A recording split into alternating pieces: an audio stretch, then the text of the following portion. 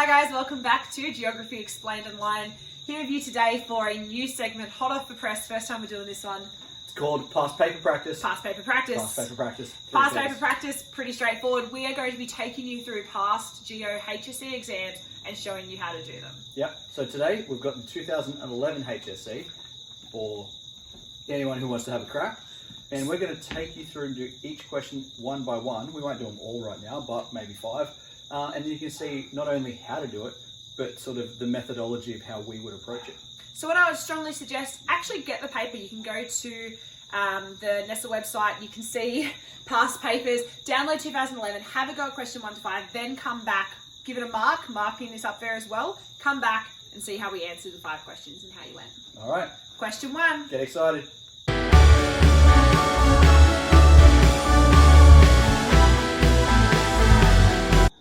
Okay guys, so we're here with question 1 of the 2011 geography paper. What's wrong? Nothing. And the first question in a lot of HSC papers is a definition question. And if you go to the start of your syllabus, there's actually a list of key terms with definitions in the front of the syllabus. You normally get, well, technically it's the last page, last 2 pages of the syllabus. Technically, you usually get 2 of these in the 18 skills questions in the year 20 question multiple choice and 2 definitional questions or something like that. Except for last year in 2019, when all of a sudden there was like 7 or it's heaps of definitional type questions. But normally it's just 2, so you have to know what your definitions are. So the first one we've got here, first question, which of the following is an example of ecologically sustainable development? To put it really simply, when we talk about sustainability, we're looking at what we can do so that we are using the resources that we have available, but we're also preserving those resources for future generations.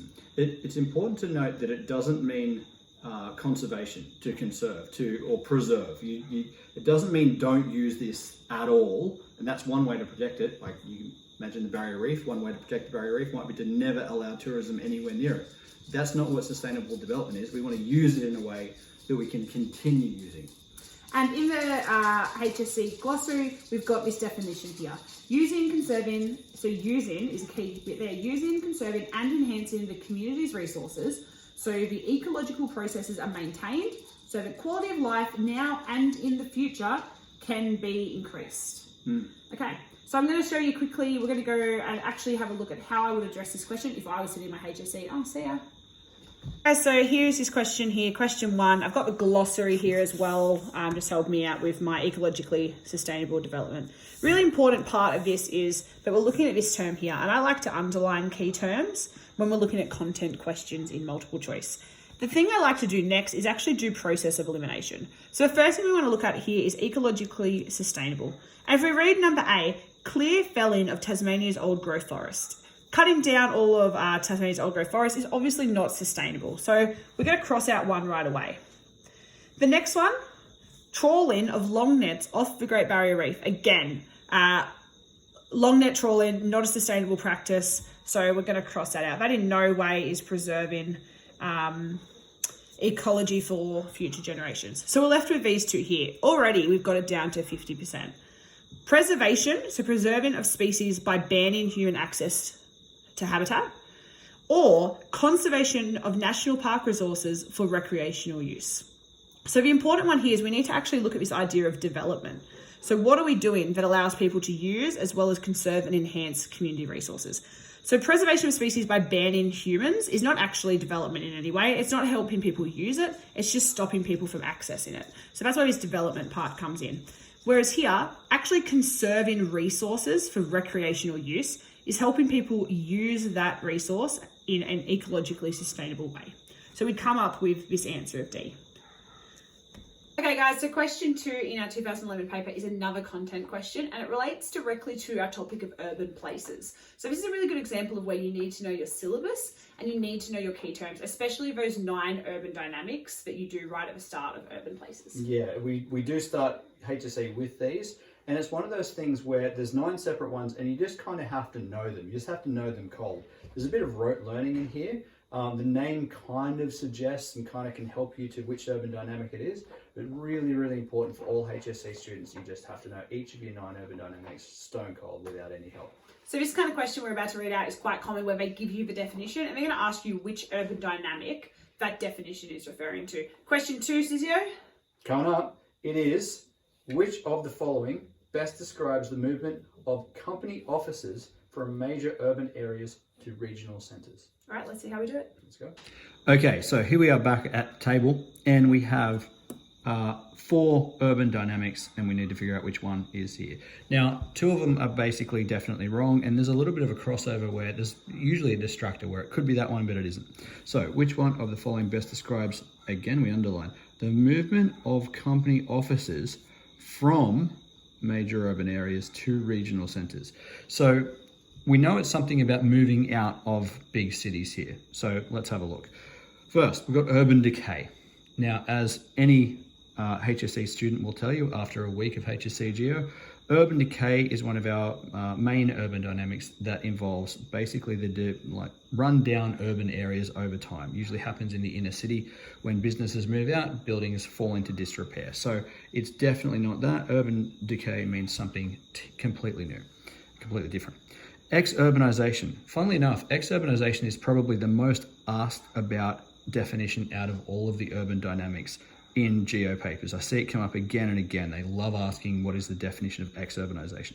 Ex-urbanization, again, as our HSC students will know, is when people live outside of the urban periphery and then still travel and still remain connected to the inner city through work or other means. So basically live outside in the country area, just outside the city, but still work, still travel, still commute every day into the inner city. So once again, definitely not ex-urbanization.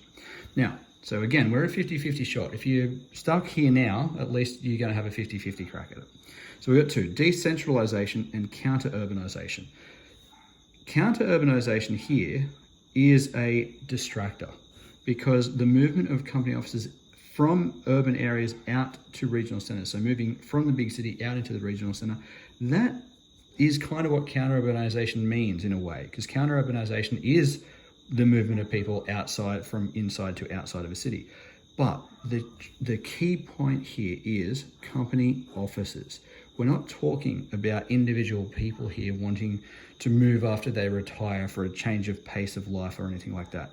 This is a decision from a company to take their employees and their setup and move it out into a regional centre. So maybe moving it from inner city Sydney out to somewhere like Dubbo or Armidale or somewhere like that.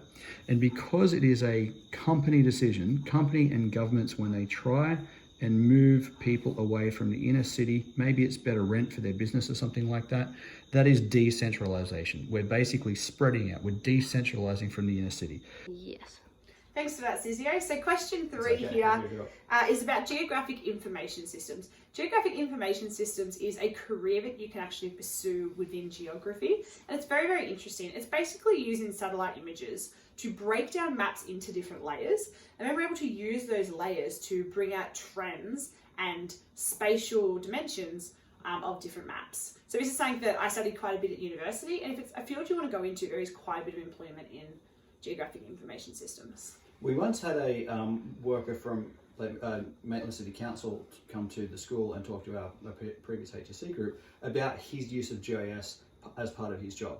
His job was to track noxious weeds around the Maitland area. So he'd use a GIS, and anytime he found or had reported a noxious weed that he had to go and get rid of, he would enter that in so he could see the trends of where different weeds were appearing around the Maitland area, where he treated different places for weeds, where he'd sprayed chemicals, where he hadn't, and all that sort of stuff. So it really helped him in his job to essentially use the GIS. There's lots of geographic information systems you can use. The one that we use in a lot of employment and universities is what we call ArcGIS, but that's really expensive and kind of hard to get your hands on as a student. But if you've ever used even like Google Maps, that is a version of GIS. So it's using those maps, those satellite images, to bring out spatial trends of a certain element, like noxious weeds, and seeing how that correlates. Yeah, or with Google Earth, you can go, okay, give me the satellite, give me this, now give me the streets, now give me the houses, now give me where are the restaurants, give me the contour intervals of the map, and you can just keep layering on different features to see different things about the map. Yeah, and then if you go one step further into ArcGIS, you can actually collect data yourself. So you could go out and collect noxious weeds, put that through Excel, all the different kinds and where they're found, and then you can layer that on top. So it's actually a really cool program, especially if you are into ICT and IT. Definitely. Okay guys, so here we are, number 3. What is the best use? So we're using geographic information systems. Remember, layering our maps to kind of come up with a spatial dimension for some kind of variable. So coming back again to our syllabus, spatial dimension here, really important definition. I'm sure you've heard from your geography teacher a lot. Where things are and why they are there. If this was a written question, you'd really have to focus on the why they're there. But this one in particular, it's just focusing in on, with geographic information, it's focusing on where things are within a map. So if we come over here, best use of geographic information. The first one is interpreting census data. Not really that relevant to mapping and spatial dimension. So we can cross that one out again. Identifying population trends. That's a maybe, like you could possibly do that with GIS. It doesn't jump out to me straight away, but I'm going to put a question mark next to it. Analyzing and interpreting surveys, that's definitely a different type of data set. And we'd probably just use something like Excel and we'd create graphs. So that's not that relevant. Then we've got this one here, processing and analyzing data spatially. That's our big giveaway. It's this idea that we're looking at data in a spatial sense, where the data is and what correlation is there between that data set. So here we're going to go with answer D, processing and analyzing data spatially. Okay guys, question 4. We've got a question here that is a little bit of table and data interpretation, but also really dependent on you knowing your terms for megacities. It revolves around megacities and the developing world. So we need to know our examples of megacities. Again, we're still in the urban places topic of our content. I reckon, and it's pretty clear, that this is pretty much the easiest question in the multiple choice section in the 2011 HSC. But the reason we want to focus on it is because it's kind of so easy. You can kind of just think, oh great, the easy one, there's a mark, done, move on. And if you don't quite think clearly enough about it, you might make a very simple error that they're trying to make you make in this question, and you can lose a mark that a lot of people in the state are going to get. All right, so here we are for question 4. Now, as I said, this one is super, super easy. We just have to make sure we don't make any very simple mistakes. So here's the question. Which of the following megacities, are megacities, so let's underline megacities because that's the very important part, in the developing world? We've got 2 bits of information here. We've got all of our cities at the top in our table, and we need to figure out megacity, developing world. So there's 2 here that are 2 things we have to take into account. We know, everyone knows, all of our HSC students know what the category is for megacities. It is 10 million people or more, all right? Developing world. So basically that is anywhere that is not the developed, sometimes called the Western world, not Europe, not USA, not Australia, that sort of thing. So let's look at our list. We've got city over here, population over here. So our GDP, not really relevant for this question. We just have these 2. So let's do some elimination. We'll start easy. Megacities. Which are not megacities? All right? 7 million people. That's less than 10. Bangkok is out. Delhi, definitely megacity. All good. Hanoi, 3.6 million. Nope, it's gone. Lagos, definitely megacity. Mexico City, definitely megacity. Tokyo, definitely megacity. Okay, here we go. We can look at the answers, and I'm just going to show you the easiest, simplest mistake that is the distractor here. If we look down, we know anything with Bangkok and Hanoi in it can be off the list. So it can't be Bangkok and Hanoi, so it can't be those 2. So we're left with 2 options. Now, a distractor is to go, Tokyo, definitely, Mexico City, definitely, it might be D. Obviously, you don't want to do that for the simple reason is Tokyo in Japan is not a developing, is not part of the developing world. Japan is absolutely part of the developed world. So when we look at that second half of the question, we have to take out Tokyo because Tokyo is not in the developing world, which means it can't be D either. And we're all of a sudden only left with one possible answer, Mexico City and Delhi. Both megacities, both developing world. So what we're going to do now is look at question 5, which will be our last question for this video, but we are planning to make videos for the rest of the questions in this multiple choice as well. And others as well. I think absolutely. Ongoing segment. Yep, you're going to be so ready for your HSC. So question 5, we're using the same table and we're listing countries this time. So not the cities, we need to look at the countries, which is in brackets, in ascending order by GDP. All right, easy enough. Let's have a go. Let's have a go. Okay, here we are with question 5. We're going to just go through the question again. Which of the following lists countries, really important, in the developing world in ascending order? Ascending order simply means from the lowest to the highest. So we want to find out which one has the lowest GDP and work up to the highest. First things first, developing world. We've already looked at our last video. We can cross out Japan. That's in there to try and trick us. So we're not even going to take that bait. We're just going to cross that out right away. We're also going to come down here and you'll notice there's one answer D that has Japan in it as well. Not falling for it, crossing it out. The next thing I'm going to do is come up here. I'm going to look at the countries, which is in brackets. I'm going to come across to GDP and I'm simply going to order them. Knowing that I want to start at the lowest, I'm going to write numbers next to each one from lowest to highest.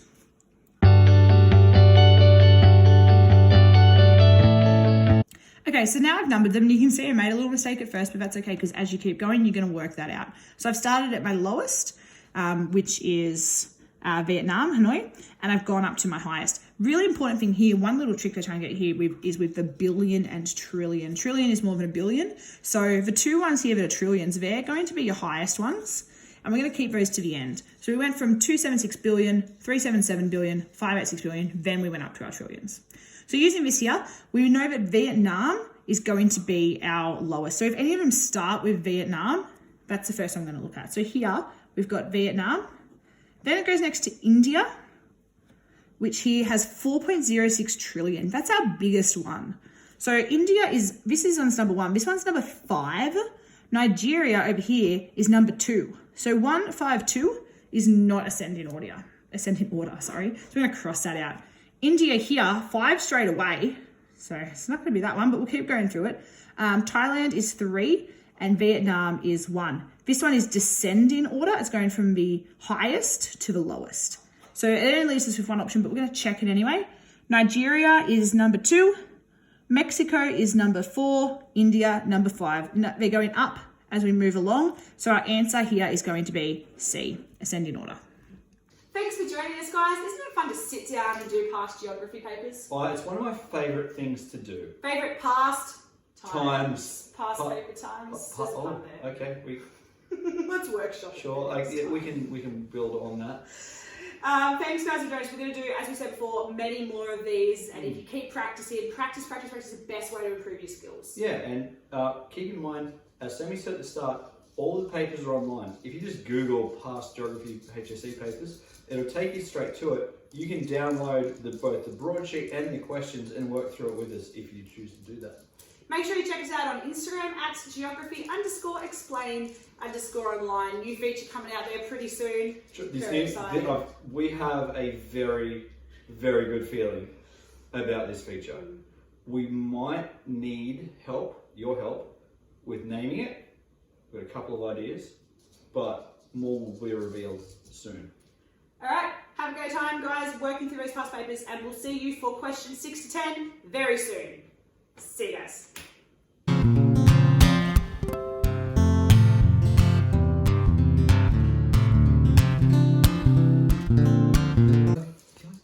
Come on. Rejected. This is an argument I had to have. Question 4 coming up. Hey, you want to do question 4? Hey Maggie, you ready for question 4? Why you normally have me? Okay. Oh, ready? Go. Ready? Just keep going because we're just going to be. Hi, you ready for question 4? It's question 4. Let's do question 4. You want? Work through it with this. Easy. We didn't discuss that. I couldn't help it. What? It was just sitting there, and your face was sitting there. You right? Yeah. Am I bleeding? It's okay. Your face is a little red.